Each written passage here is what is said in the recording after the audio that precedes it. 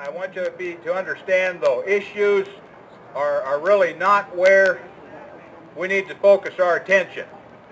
And this is why. We've taken people through many, many classes. We call it Institute on the Constitution. And invariably, at some point during that educational thrust, when people understand the Constitution just a little bit, they start to realize that, hey, you know what? If we would just follow the Constitution of the United States, a lot of these issues would go away. And that's the way we can make them go away. As you look across the spectrum of national history throughout world history, there's a fleet, if you will, of nations. And among that fleet is one ship that stands mighty tall and proud. It stands as the most free nation that the world's ever known, the most prosperous, the most successful. It's the United States of America. And we can see today our political class has put some holes in this old girl as she's taken on water. Now, when you want to save a sinking ship, you don't do what they're doing today and go to the other end of the thing and start punching more holes in it. More of the same does not give you a different result.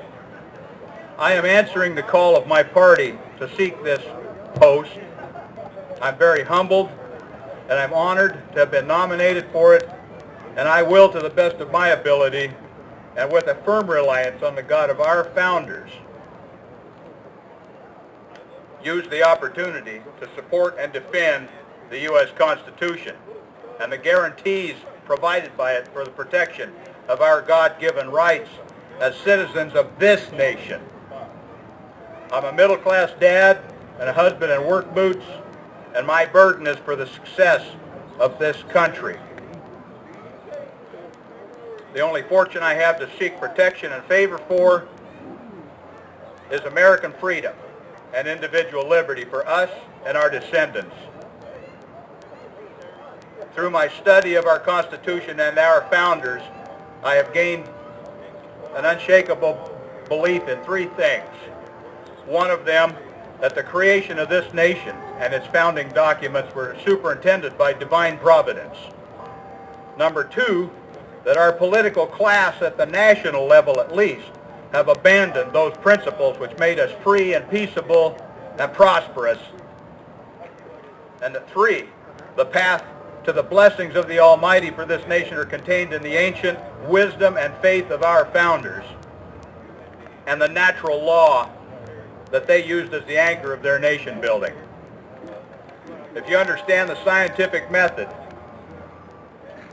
it's experimentation, observation, repeatability, and if you can, falsification. I think we have understood at this point in time that the way politics and government is being done today has been falsified. We've observed it, we've repeated it, we've experimented with it, and it's failed us, and we need to return to the way that works. It's the U.S. Constitution. Our present-day establishment politicians in Congress today have become a fundamental threat to American freedom, individual liberty, national sovereignty, justice, prosperity, and peace. And it's time we did something to stop it. I am a constitutionist. I do not believe that statute law or treaty or executive order or an act of Congress or a court ruling trumps the U.S. Constitution or the natural law which the founders used to fashion it.